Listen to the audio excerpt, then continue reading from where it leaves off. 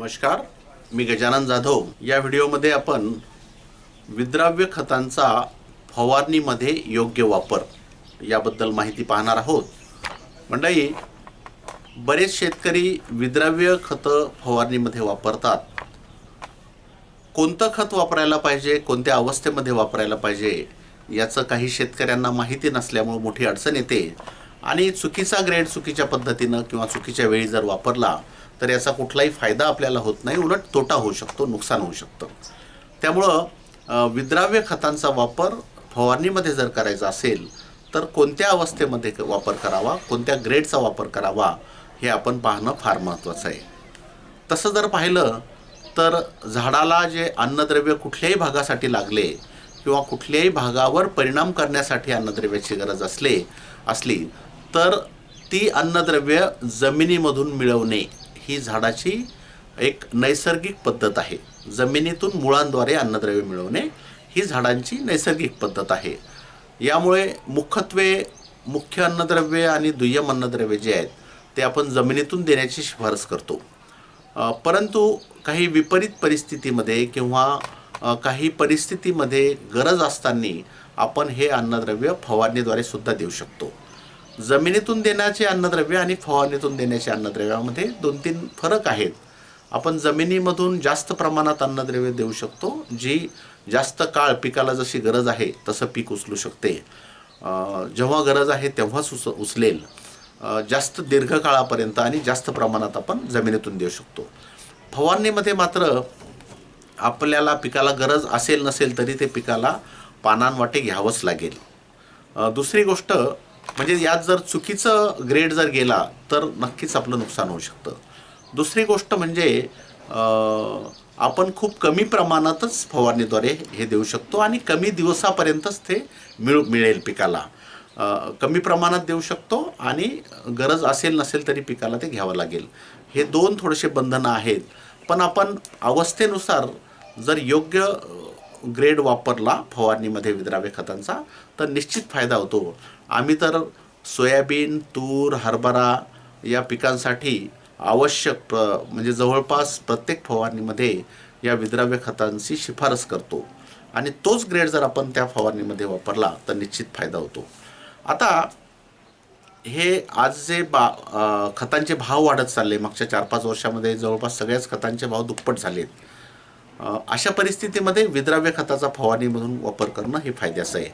तरी जास्तीत जास्त शेतकरी 19-19-19 याचाच वापर करतात, हे चुकीचं आहे। आपल्याला पिकाची अवस्था कोणती आहे त्यानुसार आपल्याला ग्रेड कोणता वापरायचा, कोणत्या अन्नद्रव्याची त्याला गरज आहे यानुसार आपण वापर केला पाहिजे।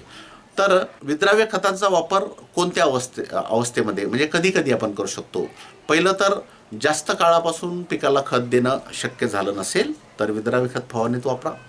दुसरी गोष्ट म्हणजे खताचा डोस द्यायला उशीर झाला आहे तरी विद्राव्य खत वापरून आपण तेवढ्या काळापर्यंत त्याची गरज भागवू शकतो। तिसरी गोष्ट म्हणजे जास्त पावसामुळं किंवा पावसाचा गॅप पडला आहे, खंड पडला आहे आणि आपण खत देऊ शकलो नाही किंवा दिलेलं खत पीक उचलू शकत नाही, अशा वेळेससुद्धा आपण विद्राव्य खताचा फवारणीमधून वापर करू शकतो। आणि सगळ्यात महत्त्वाचं म्हणजे फूल लागण्याच्या अवस्थेमध्ये किंवा फळधारणेमध्ये, फळाचा आकार वाढताना या अवस्थेमध्ये सुद्धा आपण विद्राव्य खतांचा वापर करू शकतो। मात्र विद्राव्य खतांमध्ये हजारो कंपन्या आल्या आहेत, त्यामुळं बऱ्याच कंपन्यांचं जे उत्पादनं आहे, जे क्वालिटी आपण ज्याला म्हणू किंवा गुणवत्ता आहे त्याबद्दल आपण खात्रीशीर सांगू शकत नाही। एक सोपी पद्धत तुम्हाला विद्राव्य खताची गुणवत्ता तपासण्याची सांगतो। जे विद्राव्य खत सगळ्यात लवकर विरघळेल आणि पूर्ण विरघळेल ते विद्राव्य खत त्याची गुणवत्ता चांगली असं समजावी। जर आपल्याला 2-3 वेगवेगळ्या कंपन्यांच्या विद्राव्य खतांची तुलना करायची असेल तर आपण त्याला पाण्यात सोबत काचेच्या ग्लासमध्ये 2 वेगळ्या प्रकारचे जर विद्राव्य खत आपण घेतले आणि ते जर विरघळवायचा प्रयत्न केला, जे लवकर विरघळेल आणि पूर्ण विरघळेल ते खत चांगलं। आणि मला खात्री आहे बूस्टर प्लांट जेनेटिक्सचं जे परीस 19-19-19 आहे, परीस 12-61-0 आहे, परीस 13-0-45 आहे, परीस 0-52-34, बिग बी हे तर उत्कृष्ट एकदम सगळ्यात चांगलं विद्राव्य खत बिग बी आहे। तर यांची विरघळण्याची क्षमताही चांगली आहे आणि पूर्णपणे विरघळतं। त्यामुळं खात्रीशीर जर तुम्हाला पाहिजे असेल, वाजवी किमतीत सुद्धा आहे, तर बूस्टरचं परीस ब्रँडमधले जे विद्राव्य खतं आहेत ते त्याची मी खात्री देऊ शकतो. इतर कंपन्यांच्या खतांबद्दल सांगणं मी योग्य नाही, पण बूस्टरच्या ब्रँडबद्दल मी तुम्हाला खात्री देतो. तर सगळ्या पिकांच्या अवस्थेनुसार आपल्याला हे विद्राव्य खतं फवारायचे.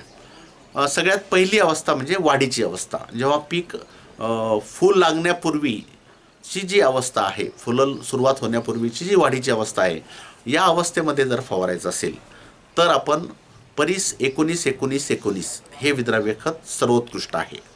बॅलन्स न्यूट्रिएंट ज्याला आपण म्हणू, तीनही घटक सारख्या प्रमाणात आहे, तर 19-19-19 हे आपण फवारू शकता. तसंच 19-19-19 परत आपण कधी फवारू शकतो, तर विपरीत परिस्थिती आहे, म्हणजे सतत पाऊस पडत चालला आहे किंवा पावसाचा गॅप पडला आहे, अन्नद्रव्याची कमतरता झाडामध्ये जाणवते, तर जास्त पाऊस किंवा पावसाचा खंड याच्यामध्ये सुद्धा आपण 19-19-19ची फवारणी करू शकतो. त्यानंतर दुसरी पिकाची दुसरी अवस्था म्हणजे वहाड आणि फुलधारणेची सुरुवात आणि वाढ दोन्ही सोबत जेव्हा असते, अशा परिस्थितीमध्ये आपण परीस 12-61-0 याच्यामध्ये स्फुरद जास्त आहे. स्फुरद मिळाल्यामुळं फुलांची संख्येमध्ये परत वाढ होते, जास्त प्रमाणात वाढ होते. नायट्रोजन 12% आहे, त्यामुळं वाढीसाठी सुद्धा फायदा होतो. तर वाढ आणि फुलधारणेची सुरुवात या अवस्थेमध्ये कुठल्याही पिकामध्ये आपण परीस 12-61-0ची फवारणी करू शकता, फवारणीमध्ये ते वापरू शकता. त्यानंतर भरपूर फुलोरा आणि फळधारणा अवस्था, म्हणजे फुलं भरपूर लागलेली आहेत आणि फळंसुद्धा लागलेली आहे, फळाची सुरुवात झालेली आहे किंवा काही प्रमाणात फळं लागली आहेत.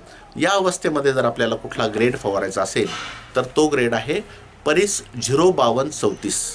या ग्रेडमध्ये नत्रस 0 आहे, पण स्फुरद 52% आहे आणि पालाश 34%. त्यामुळं फळधारणा भरपूर फुलोरा आणि फळधारणा अवस्थेमध्ये 0-52-34 हा ग्रेड फवारा. त्यानंतर फळधारणा आणि फळांचा विकास जेव्हा म्हणजे कुठलंही पीक असू द्या, जसं सोयाबीन आहे किंवा हरभरा आहे किंवा तूर आहे, त्यात दाना भरला आहे शेंगांमध्ये आणि त्याची दाण्याची वाढीची अवस्था आहे, तर मग अशा वेळेस आपण इथे बिग बी हे एक अत्यंत स्वस्त आणि अत्यंत उत्कृष्ट विद्राव्य खत आहे, जे पिकाच्या शेवटच्या अवस्थेमध्ये जर आपण फवारलं तर याच्यामध्ये मॅग्नेशियम, पोटॅश आणि सल्फर हे 3 महत्त्वाचे घटक आहेत आणि हे फार उपयुक्त असतात. कापसाला तर हे बिग बी अमृतासारखं काम करते. शेवटच्या फवारणीमध्ये तुमच्या तुरीमध्ये सुद्धा, तुमच्या हरभऱ्यामध्ये सुद्धा आपण जर शेवटच्या फवारणीला दाना भरण्याच्या अवस्थेत जर वापरलं तर पोटॅशमुळं दाण्याचा आकार, वजन वाढते. त्यामुळं मॅग्नेशियमची कमतरता कापसामध्ये जाणवते, पोटॅशची कमतरता शेवटी जाणवते, इतर पिकांमध्ये सुद्धा जाणवते, त्यामुळं ती कमतरतासुद्धा दूर होते. आणि सल्फर तर आपल्याला माहीत आहे की जमिनीतल्या अन्नद्रव्यांचा उचल करण्यासाठी सल्फरचा खूप मोठा फायदा होतो. तर शेवटच्या अवस्थेमध्ये फळधारणा आणि फळांचा विकास जेव्हा असतो, या अवस्थेमध्ये आपण बिग बी हे विद्राव्य खत फवारावं. परत एकदा सांगू इच्छितो की विद्राव्य खतांचा वापर पिकांच्या अवस्थेनुसार केला तरच फायदा होतो. अवस्था चुकली किंवा ग्रेड जर वापरायचा चुकला तर त्याचं फायद्याच्या ऐवजी नुकसान होऊ शकतं. दुसरी महत्त्वाची गोष्ट, हे विद्राव्य खतं वापरताना चांगल्या गुणवत्तेचे वापरा. गुणवत्ता कशी तपासायची मी तुम्हाला सांगितलं आहे की काचेच्या ग्लासमध्ये जर ते घेऊन थोडंसं जर आपण विद्राव्य खत टाकलं आणि त्याला हलवलं, जे लवकर आणि पूर्ण विरघळतं, त्याची गुणवत्ता चांगली. तर या पद्धतीनं आपण वेगवेगळ्या पिकांमध्ये त्या पिकाच्या अवस्थेनुसार विद्राव्य खतांचा वापर करू शकतो. धन्यवाद.